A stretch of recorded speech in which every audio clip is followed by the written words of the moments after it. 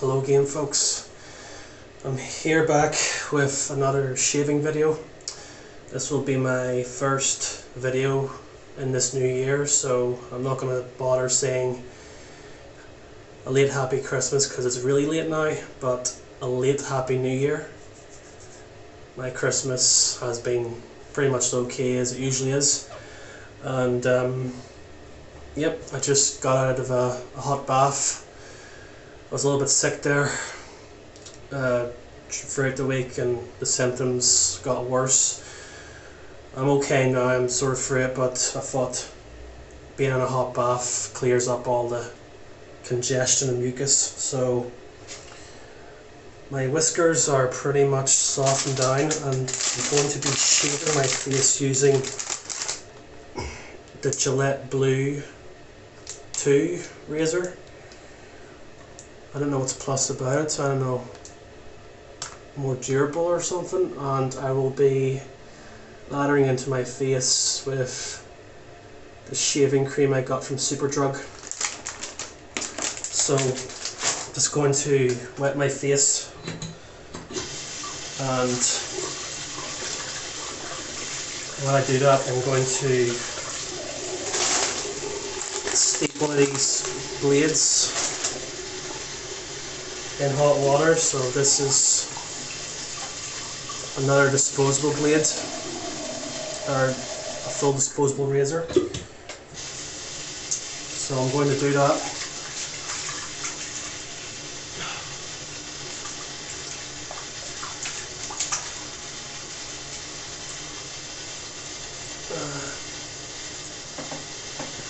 Two blades with sort of like a gel strip for more comfort, but I have about 3 weeks growth. It's quite heavy. So, oh yes, and then for the lathering brush I'll be using the Wilkinson's sword. Got this from a discount store for £3. So just let that soak in there, and I will just, it's probably too much, but I'll get a lot of good lather out of it. I'm going to shave the full thing, but I'm going to leave out the moustache area just for brief so I can show somebody what I look like with just a moustache. But in this season I will just grow the moustache by itself. Probably in the spring. This winter I'm sort of not really in the mood to sort of please people, so got this, and I will just sort of have a bit of a chat while I'm doing this. So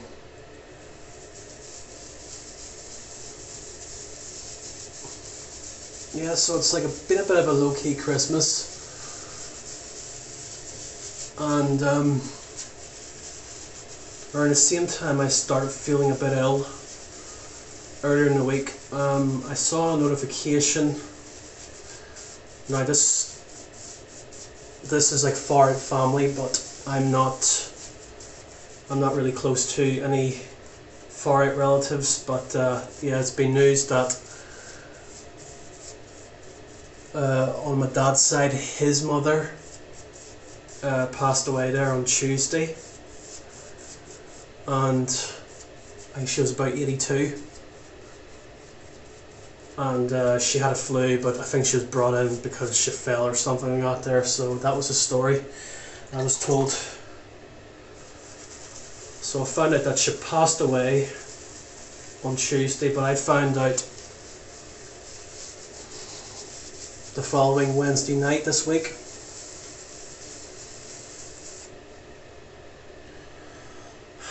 And obviously I wasn't given a direct invitation to go to the funeral, but I decided not to because, well, for a start, it was my choice, but there was more to do with I never really knew her or any of his family too well, really.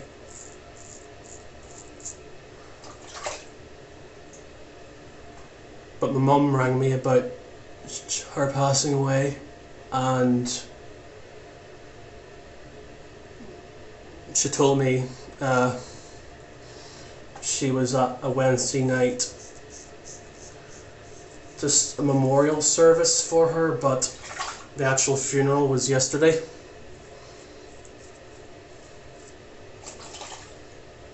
But between the time of late 2009 to coming up to the summer of 2011, I stayed. I'm not directly using the word grandmother as the connection between me and her, because I just think that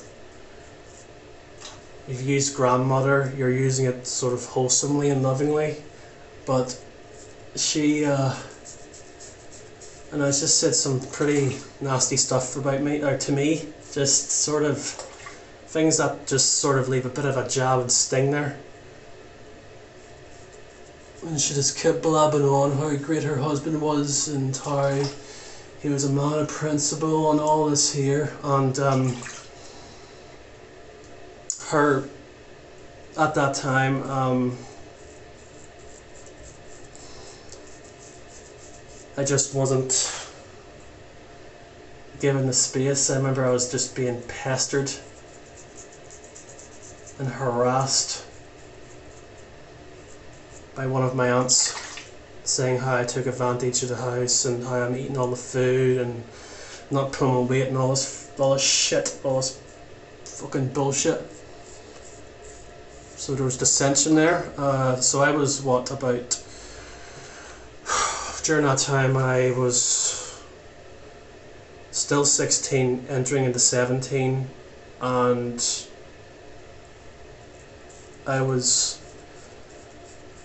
18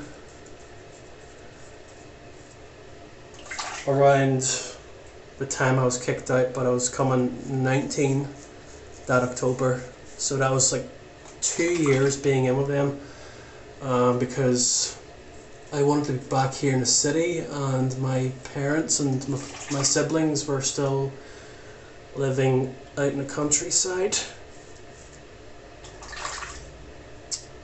I kind of wanted my own space, and they, you know, there were spare rooms in that house.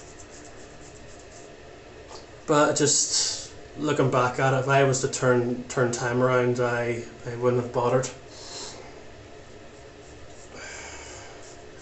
So I didn't really got to know them, only just a bit briefly, but it wasn't a good relationship.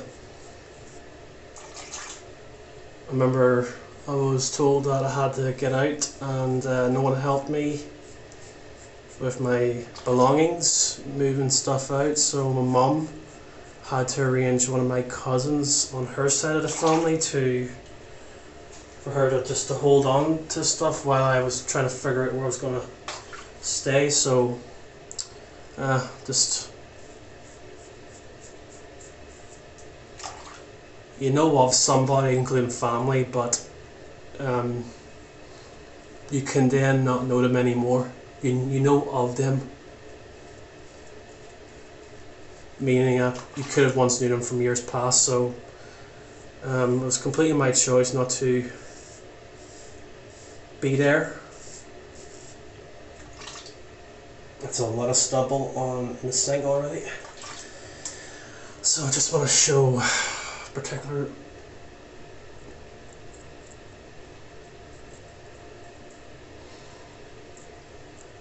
I'm going to be shaving this too, but just to briefly show someone what I look just by the moustache itself. I do look like a sheriff from the Wild West. I just need the whole Wild West get up. So.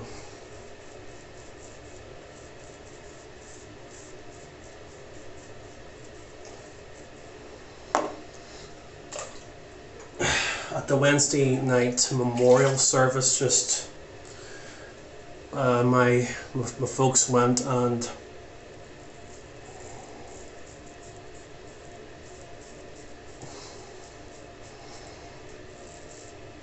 I was asked of by a particular cousin, and he was asking me because I do remember during that time from 08 to 11.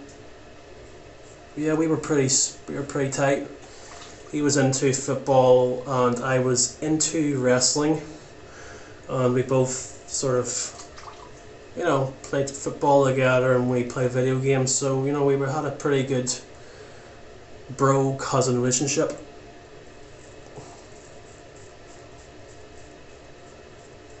I would say he's about 6 or 8 years younger than me. So if I was 16, he would have been about 8 or 9. But I was asked about by him.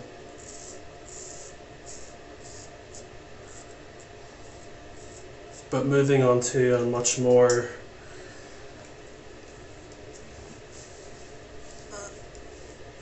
just on lighter discussion, I watched the first official Raw that aired on Netflix, and I'll just talk about the good, the bad, and the disappointing of that. First Raw of Netflix. So in the UK here, we don't have the WWE Network. That was a subscription service to watch all the WWE content on that. But this is a better way to get rid of the stubble off the sink.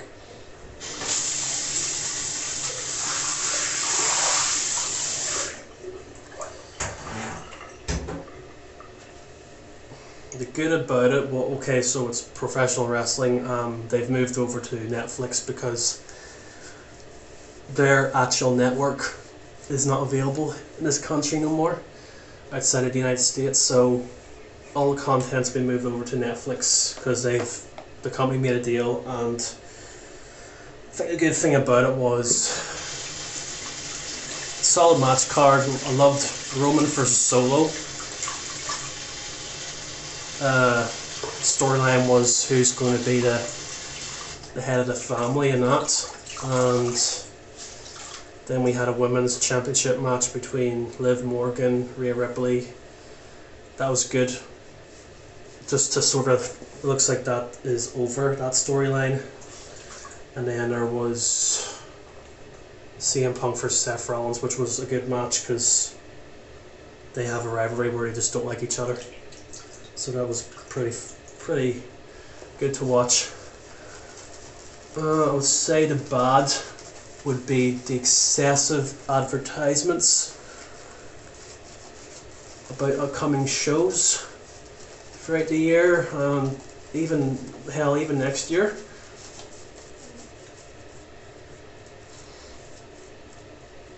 That was a bad thing about it. And then so much, like, they put the camera on these celebrities watching.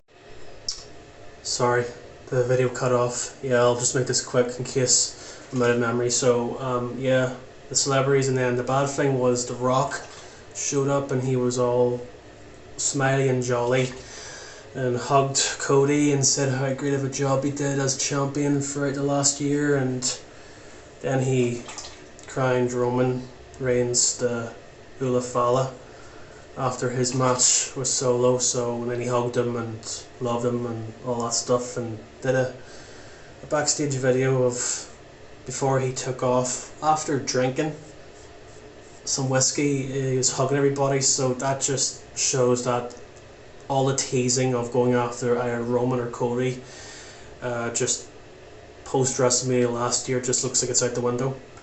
So I just sort of felt like he just had no regard of the fans who were anticipating when he returned he was going to set up a match between either with Cody Rhodes or Roman Reigns at WrestleMania. But there's 4 months away. We're in WrestleMania season, so plenty of time. You don't know what's going to happen. So not a bad shave, but that's me done. I'm going to put my pyjamas on me, put my feet up, still recover a little bit more, have a hot cup of coffee, and happy late New Year.